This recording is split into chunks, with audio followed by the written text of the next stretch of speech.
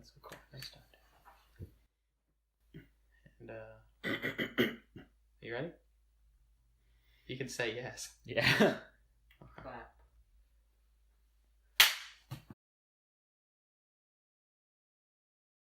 Hi, this is Luan. Luan's from South Africa. Luan went to Europe this summer. Luan likes to tell stories. I interviewed Luan. This is a segment of the interview where he talks about his experience with Europe and its people. The little inn that they stayed in, and they showed us the seats that they sat in when they went. So that was interesting. And after that, we were gonna go to Germany and drive on the Autobahn, and my mom's a control freak, so she had to drive if we went on the Autobahn, and the Autobahn's that lane where it doesn't have any speed limits, and so you can drive as fast or as slow as you want. And so if we were gonna drive on there, she was gonna have to drive and white knuckle it. But we didn't go. We skipped Germany, and I forgot where we went after that. But then we went back to Paris, dropped my parents off, and then my brother and I went backpacking for the next week. And so I forgot where we first went. We stayed in Paris for a little while, for a day or two, and it was nice. So if you ever want to go backpacking in Europe, stay in youth hostels. Those are nice. It's great. You get to meet new people, eat snails with new people. It'll be great. And so we did that. Spent a lot of money. We stayed with this Australian guy who talked a lot, and so it was fun because he showed me all the places and what all, and I ate snails. I ate a bunch of weird food over there, but it was fun. And I thought we were gonna say goodbye and everything on our last day, and he was like, "Yeah, I'm gonna go to the bathroom," and then I never saw him again. So it was cool. But it was weird because one night we stayed there. There was some guy, and we saw his stuff on one of the bunks, and I just kind of laid back, and I was like, okay, I guess he'll come back eventually, because we hadn't met him. And so in the middle of the night at 5 a.m. he shows up. And he's just this huge, tall, bald guy, just muscles from toe to the tip of his head, and he just lays the entire length of his bed. He doesn't even use blankets, and he just like flops down like this, and he snorts so much I couldn't fall asleep again after that. He snorts so much, and so I try to get up and get earplugs, and so I disturbed him enough doing that to get him to stop snoring.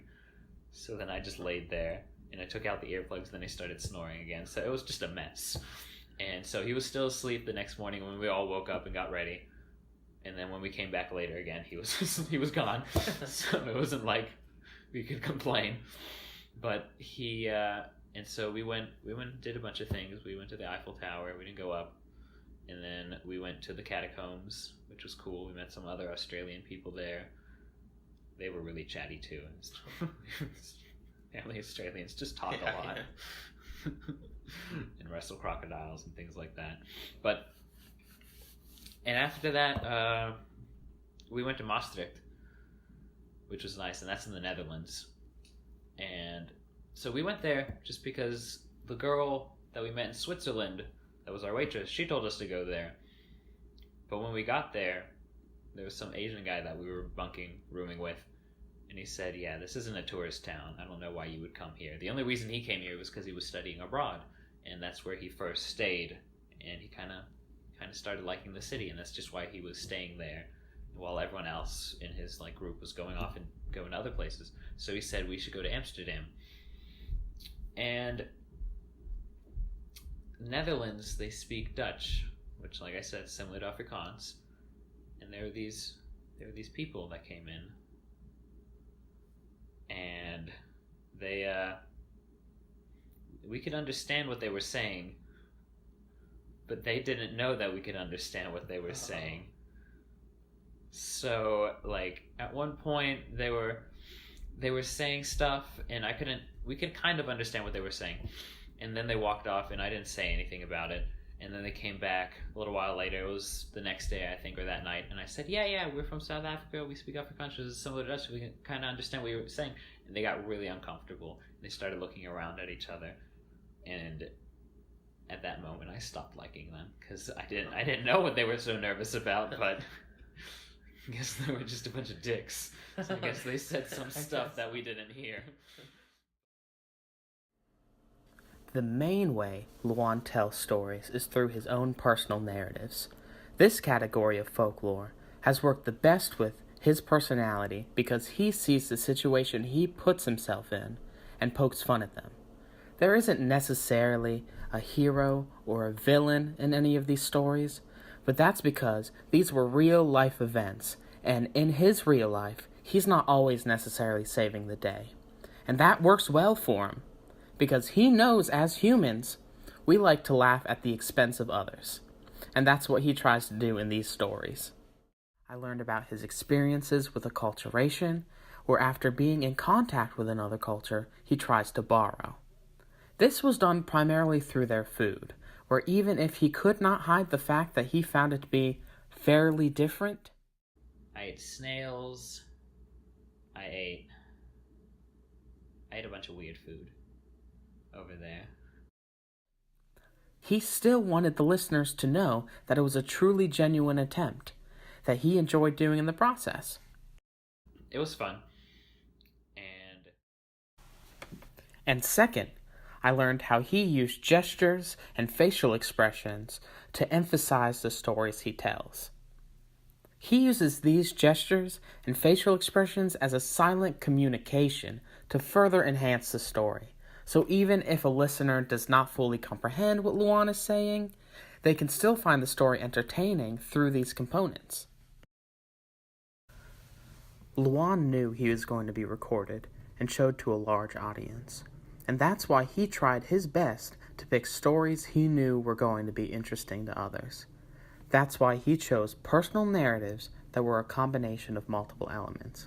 Whether it be different expressions, jokes, or gestures, he did them all to please the audience.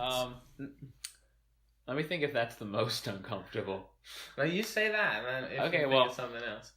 Last month, I was hanging out with him, and I needed to do a bunch of stuff, and he was like, yeah, go home, Luan. And his girlfriend was there, and he said, yeah, go home.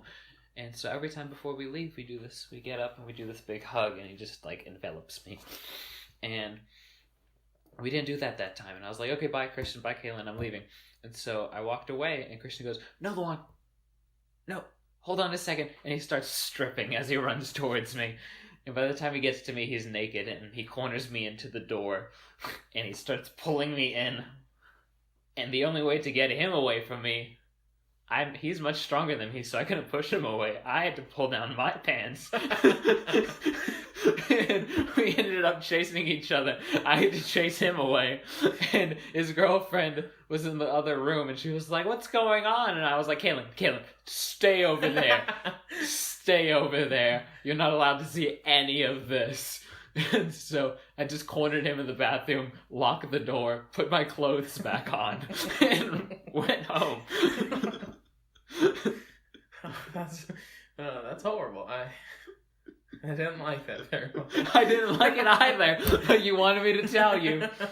Now your professor's gonna hear about this. So, this is gonna be in their records.